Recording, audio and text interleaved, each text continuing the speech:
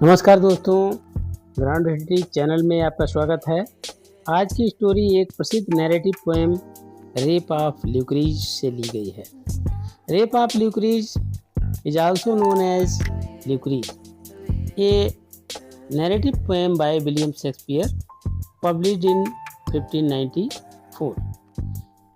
It is one of the Shakespeare's early work है और की example of Elizabethan narrative poetry का भी है। और इसकी rhyme stanza rhyme royal 7 line stanza iambic pentameter में लिखी गई है और इसकी राइम स्कीम है A B A B B C C. और इसी वर्ष शेक्सपियर का एक ट्रेजेडी प्ले आया था टाइटस एंड्रोनिकस, इसका भी मंचन हुआ था। शेक्सपियर और अन्य साथियों ने मिलकर लॉर्ड चैम्बरलेन मैन एक नाटक समूह की स्थापना की थी और 1592 और 93 में प्लेग के कारण थिएटर बंद रहे और फिर 94 में जब थिएटर पुनः खुले तो शेक्सपियर का जो पहला नाटक था लॉर्ड चैम्बरलेन्स मैन का यहाँ पर मंचन हुआ।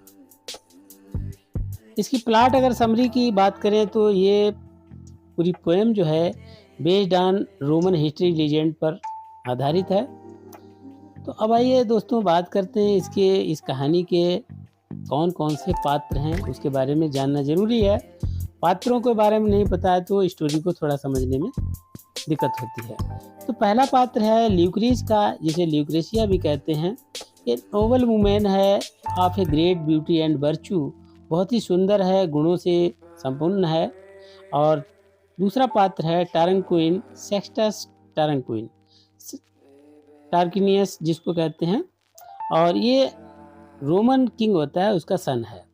उसका तीसरा पात्र इसमें है कोलेटाइन का, ये ल्यूक्रीज का हस्बैंड है एंड ए रोमन नोबलमैन है। और ल्यूक्रीज के फादर हैं ब्रूटस हैं और अन्य सोल्जर्स हैं, कोर्टियर्स हैं, ये सारे इसमें पात्र हैं। तो इसके अगर थीम की बात करें तो इसमें नारी की मर्यादा और समाज में उसका स्थान, सत्ता का दुरुपयोग और उसका परिणाम, न्याय के लिए बदला और बलिदान, इन पर यह आधारित दिखाया गया है, इसका थीम है। और महिलाओं के ऊपर पुरुषों का वर्चस्व, या जिसको कहिए कि फेस टू वायलेंस, जो महिलाएं हिंसा सहन करती थी उसके ऊपर पूरा दिखाया गया है। इसकी अगर स्टाइल और लैंग्वेज की बात करें तो highly rhetorical and emotional language है और इसमें पर्सोनिफिकेशन है, मेटाफर्स है, इनका भी यूज़ किया गया है। जैसे एग्जांपल में night as a concealing force, time as a witness. और अगर हिस्टोरिकल कंटेक्स्ट की बात करें तो ये स्टोरी कम्स फ्रॉम लेवीज का वर्क है और हिस्ट्री ऑफ रोम और ओविड फास्टी का जो वर्क है उससे ये कहानी को लिया गया है। दोस्तों स्टोरी शुरू करने से पहले यदि आपने अभी तक चैनल को सब्सक्राइब नहीं किया है तो लाइक, शेयर और सब्सक्राइब के साथ बेल आइकन को भी प्रेस कर दें, जिससे आने वाली वीडियोस की नोटिफिकेशन आपको समय से मिल जाए। तो आइए शुरू करते हैं। तो कहानी है द रेप ऑफ ल्यूक्रीज, एक बहुत ही ट्रेजेडी फुल कहानी है। तो बहुत समय पहले की बात है। प्राचीन रोम में एक ल्यूक्रेशिया नाम की एक अत्यंत सुंदर, चरित्रवान और सती साध्वी, ये कुलीन महिला थी, संभ्रांत महिला थी। वह कोलाटिनस नाम का एक सम्मानित रोमन सेनापति था, उसकी पत्नी थी।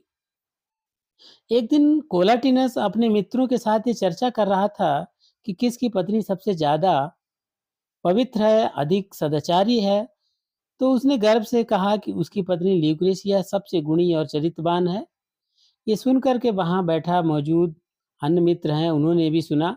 लेकिन जो सेक्स्टस टार्किनियस था, जो रोम के राजा का पुत्र था, टार्किन राजा का पुत्र था, ल्यूक्रेशिया की सुंदरता को सुन करके, उसके चरित्र के बारे में जान करके वो बहुत ज़्यादा मोहित हो गया, प्रभावित हो गया।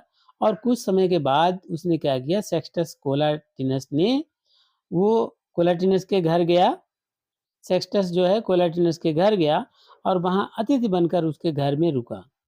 ल्यूक्रेस ने कहा, ठीक है, आप आए हो तो ठीक है। उन्होंने कहा कि आप हमारे पति के मित्र हैं, तो ऐसा समझ करके उसने उसका आदर सत्कार किया। सेक्टस ने कहा कि आप तो बहुत ही ज़्यादा सुंदर हैं, जितनी आपकी प्रशंसा सुनी थी, उससे ज़्यादा आप कहीं अधिक सुंदर निकलीं। तो ल्यूक्रेस को कुछ अजीब-सा महसूस हुआ, लेकिन उसने कहा कि पति का दोस्त है, इसलिए उसने कुछ नहीं कहा।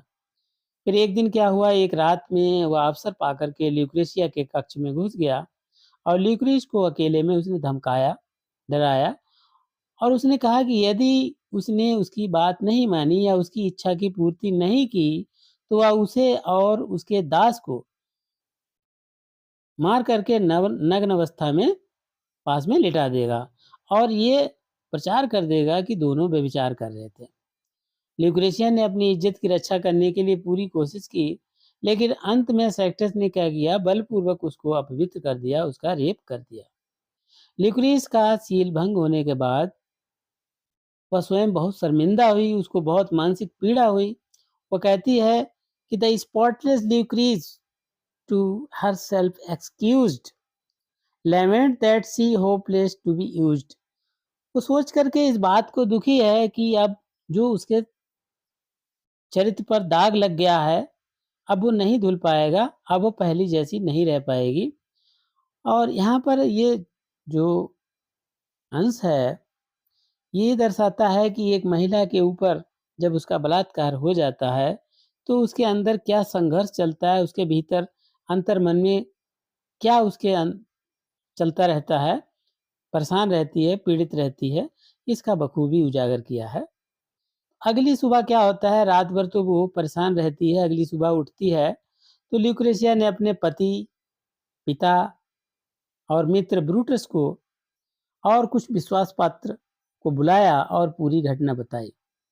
और उसने कहा कि उस व्यक्ति का नाम वह तभी बताएगी, पहले आप सभी लोग ये सौगंध खाइए कि इसका बदला वह ज़रूर लेंगे। तो सभी जहाँ पर ऐसी बात सुनेंगे, तो सभी के अंदर एक रोष जैसा पैदा हो गया, रोष से भर उठते हैं और सभी सौगंध लेते हैं कि इसका बदला ज़रूर लिया जाएगा। तब ल्यूक्रिस ने बताया कि इसका ज़िम्मेदार राजा का पुत्र सेक्स्टस टार्किनियस है और उसने कहा कि यद्यपि उसने कोई पाप नहीं किया है, लेकिन वह इस अपमान के साथ अब जीवित नहीं रह सकती है। मैं अपनी इज्जत इस खंजर को सौंपती हूँ और यह स्त्री के सम्मान की रक्षा करेगा। यह कहकर उसने वह खंजर जो है अपने सीने में घोंप लिया और ल्यूक्रिस की वहीं मृत्यु हो जाती है और उसकी मृत्यु ने रोम वासियों को बहुत क्रोधित कर दिया। कोलाटिनस और ल्यूक्रेशिया के मित्र ब्रूटस और ल्यूक्रेशिया के पिता, इन्होंने प्रतिज्ञा ली कि वे टार्किन की अत्याचारी शासन को समाप्त करेंगे और उन्होंने ल्यूक्रिस के डेड बॉडी को पूरे शहर में घुमाया और जनता को बताया कि ल्यूक्रिस के साथ जो भी रेप की जो घटना हुई, बलात्कार की जो घटना हुई, राजा का पुत्र टार्क्विन ने किया है। यह घटना रोम में राजशाही के अंत की शुरुआत बनी और इसके बाद रोम में गणराज्य रिपब्लिक की स्थापना हुई।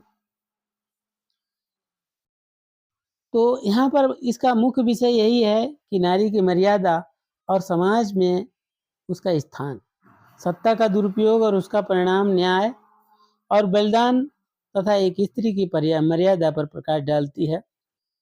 तो दोस्तों, आई होप आपको ये हमारी कहानी पसंद आई होगी।